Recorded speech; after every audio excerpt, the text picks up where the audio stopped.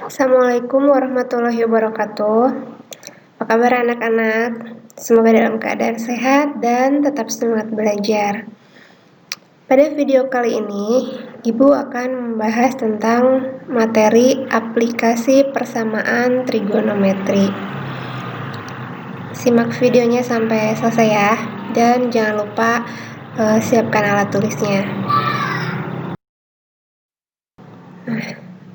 Jadi, kalau perbandingan trigonometri itu biasanya besar sudutnya diketahui.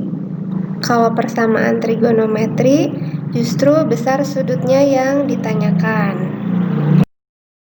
Nah, kemudian nih, perbandingan trigonometri pada segitiga siku-siku.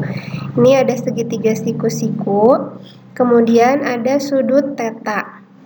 Nah, sudut yang sisi yang berada di depan sudut theta, ini ada arah panah ya, artinya itu sisi depan, kita misalkan X.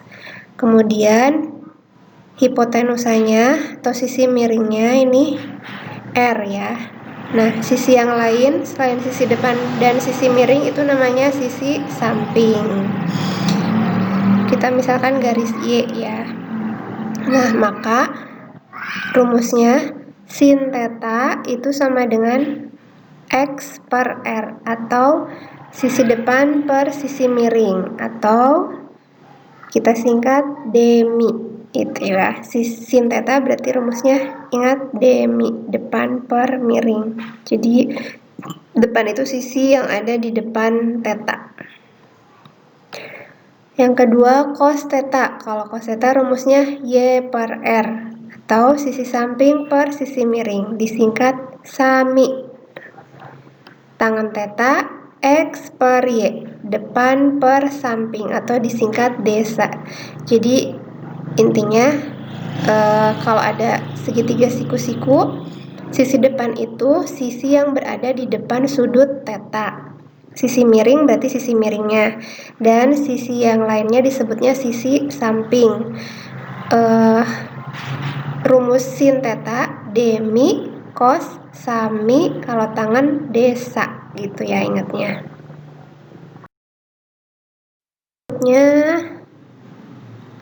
Aplikasi persamaan trigonometri. Nah, ini ada dua sudut yang harus kalian ingat. Yang pertama, sudut elevasi. Tetanya itu sudut elevasi ya, adalah sudut di antara garis horizontal. Garis horizontal itu garis yang datar, dan garis yang menghubungkan mata pengamat. Jadi sudut elevasi itu adalah sudut di antara garis horizontal, garis datar ya, dan garis yang menghubungkan mata pengamat ke beberapa benda di atas garis horizontal. Jadi posisinya itu ketika sedang melihat ke atas, itu sudut elevasi. Yang kedua, ini ada sudut depresi. Sudut depresi, sudut di antara garis horizontal yang garis datarnya ya, dan garis yang menghubungkan mata pengamat ke beberapa benda di bawah garis horizontal. Jadi kalau tadi elevasi itu posisinya sedang melihat ke atas, kalau depresi itu posisinya sedang melihat ke bawah. Kita masuk ke contoh 1. Seekor kelinci yang berada di lubang tanah tempat persembunyiannya melihat seekor elang yang sedang terbang dengan sudut 60 derajat. Nih, di gambarnya ini berarti sudut elevasi 60 itu, karena posisinya si kelinci itu tuh sedang melihat ke atas. Nah, jika jarak antara kelinci dan elang adalah 18 meter, berarti sisi miringnya 18 meter, maka tinggi elang dari atas tanah adalah, kita misalkan tinggi elang dari atas tanah itu X. Nah, jawab, berarti ini kan segitiga siku-siku ya. Nah, hubungan antara sudut 60 derajat X dan 18 meter, X ini sisi apa? Karena X ada di depan sudut 60, berarti X ini sisi depan. Sisi miringnya 18. Kita tahu hubungan depan dan miring itu sama dengan sin ya. Sin itu kan demi. Jadi sin 60 derajat sama dengan X per 18. Demi depannya X, miringnya 18. Nah, dari sudut istimewa sin 60 derajat itu sama dengan setengah akar 3 sama dengan X per 18. Jadi X sama dengan setengah akar 3 dikali 18. X sama dengan 9 akar 3. Nah, jadi tinggi elang dari atas tanah itu 9 akar 3 meter.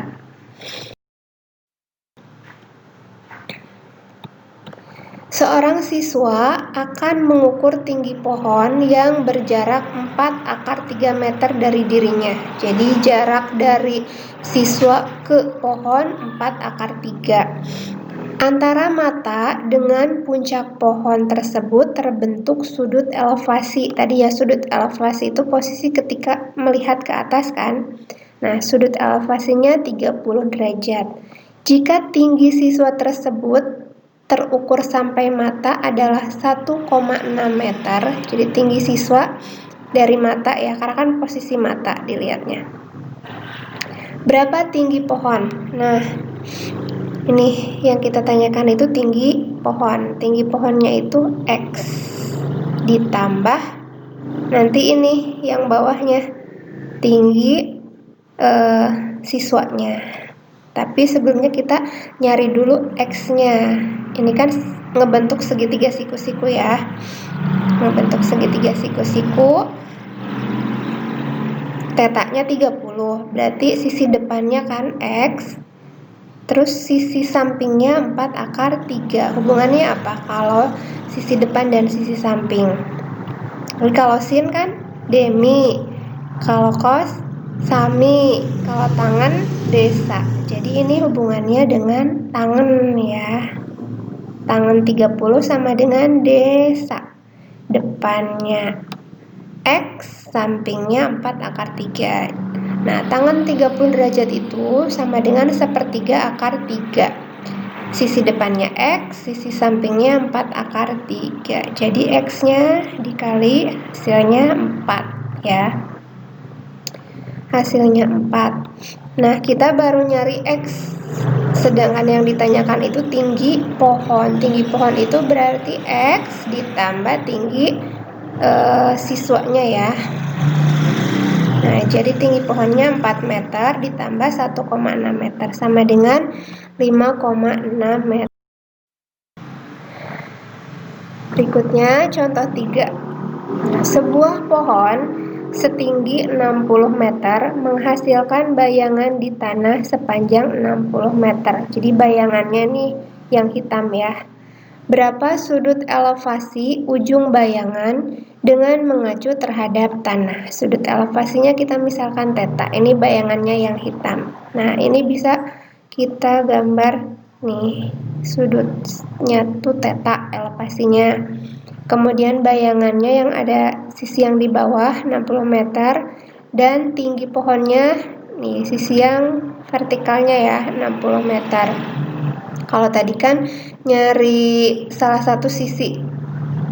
Kalau sekarang nyari sudut elevasinya atau tetanya. Hubungannya apa nih? Depan dan samping.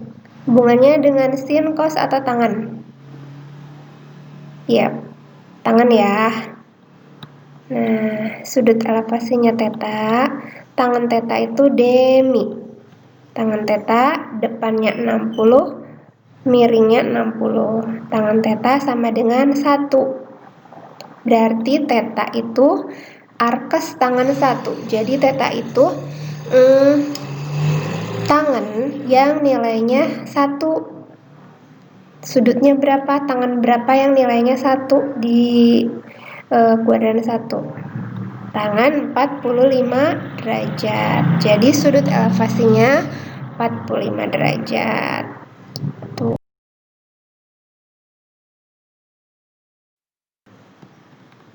Sekian pembahasan tentang aplikasi persamaan trigonometri. Semoga bisa difahami ya, dan semoga bisa bermanfaat.